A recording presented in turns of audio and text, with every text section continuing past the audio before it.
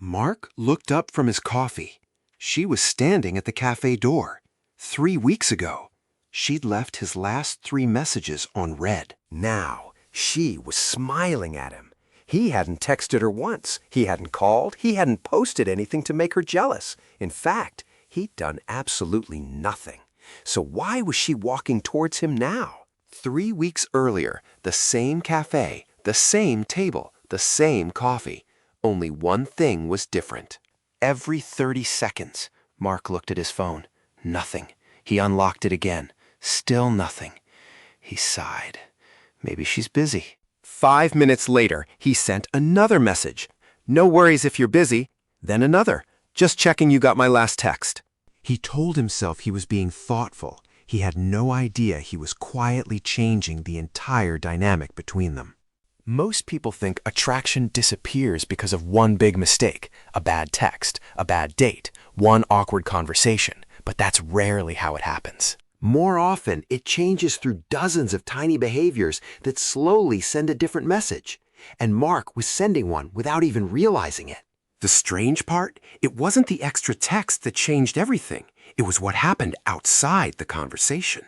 A month earlier, Thursday nights meant football. Saturday mornings meant the gym. Sunday was breakfast with his parents. His week had structure. His life had momentum. Then Emma came along. At first, nothing changed. Then football became, I'll skip this week. The gym became, I'll go tomorrow. His friends stopped asking because they already knew the answer. I'm seeing Emma. Every decision felt harmless on its own. Together, they quietly rebuilt his entire life around one person. Mark thought that was commitment. Emma experienced something completely different. Psychologists have long observed that people are naturally drawn to those who appear to have purpose, independence, and a life that exists beyond the relationship. That doesn't mean acting unavailable. It means your life still has direction, whether someone joins it or not. Without noticing, Mark had stopped inviting Emma into his world. He'd replaced his world with hers.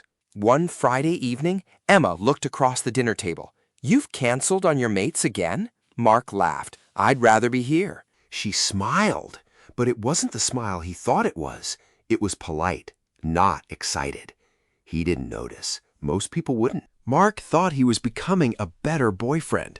The reality? He was slowly becoming predictable. And the next thing Emma said would prove it. Emma stirred her coffee without saying a word. Then she looked up. "Can I ask you something?" Mark smiled. "Of course." She hesitated. "What happened to football?" He laughed. "I'd rather spend time with you." "I know," she looked back into her cup. "I just don't want you giving everything up because of me." Mark reached across the table. "I'm choosing this." Emma smiled again. But something about it felt different. He couldn't explain why. Only later would he realize. She wasn't asking about football. She was asking what happened to the man she'd first met. Mark thought sacrifice was bringing them closer. He never considered it might be doing the opposite. Over the next few weeks, the pattern became impossible to see because every change was so small. Emma texted less, Mark texted more. Emma took longer to reply, Mark replied instantly. Emma became busier, Mark became more available. None of those moments ended the attraction, but together, they slowly changed the balance between them. There's a psychological principle called scarcity. It doesn't mean playing games. It doesn't mean pretending not to care. It simply means we naturally place greater value on people, opportunities, and experiences that have their own life, their own direction, and their own demands. The opposite isn't generosity, it's predictability. When someone becomes endlessly available, the mystery surrounding them often disappears. Mark wasn't becoming less kind. He was becoming easier to predict. Saturday afternoon, his phone buzzed. "Emma, sorry, can't make tonight." 3 weeks earlier, he would have gone to football anyway, met his mates, laughed it off. Instead, he sat in his flat, looking at the message for nearly an hour. His whole evening disappeared because one plan disappeared. That was the moment everything changed, not for Emma, for Mark. The following Thursday, he walked past the cafe, stopped, then carried on walking. He hadn't been to football in nearly 2 months. His mates looked shocked when he walked into the changing room. Thought you'd forgotten us. Mark laughed. Nah, I think I'd forgotten myself. For 90 minutes, he didn't check his phone once.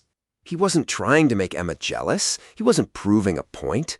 He was simply doing something he'd stopped doing, living his own life. On the drive home, his phone lit up. Emma, haven't heard from you today.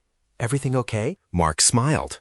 Not because she'd texted, because for the first time in weeks, he hadn't been waiting for it. Mark thought the text meant she'd suddenly become interested again. The truth was far more surprising. It had nothing to do with texting and everything to do with human nature. Mark stared at the message for a few seconds. Haven't heard from you today. Everything okay? A month ago, he would have replied immediately, probably with a paragraph. Instead, he smiled, put the phone back in his pocket, and walked to his car.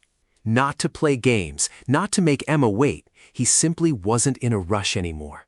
For the first time in weeks, his evening didn't depend on whether his phone buzzed. Most people think this is where the power shifts. It isn't. The power shifted long before Emma ever sent that text. The next morning, Mark met Emma at the same cafe.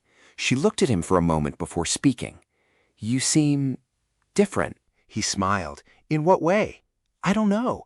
You seem lighter. Mark laughed. I've just been getting back to doing the things I stopped doing. She nodded slowly. I noticed. There was an awkward silence. Not uncomfortable, just different. For weeks, Mark would have rushed to fill that silence. This time, he simply enjoyed his coffee. Here's what many people misunderstand about attraction. It isn't created by pretending not to care. It grows when someone senses that your happiness isn't dependent on their attention. Confidence isn't loud. It doesn't demand reassurance. It doesn't chase every unanswered message. It comes from knowing your life still has meaning, whether someone chooses to be part of it or not. That's why the biggest change wasn't Emma's behavior, it was Mark's. Ironically, the less Mark tried to control the outcome, the more control he felt over himself. Over the following weeks, something unexpected happened. The conversations felt easier. Emma started suggesting plans again. She began texting first every now and then. Not because Mark had discovered a trick. Not because he'd followed a script. Because the pressure had disappeared. He wasn't trying to convince her to like him anymore. He was simply showing up as the man she'd met in the beginning. Someone with friends, goals, interests, a life that didn't disappear the moment someone attractive walked into it.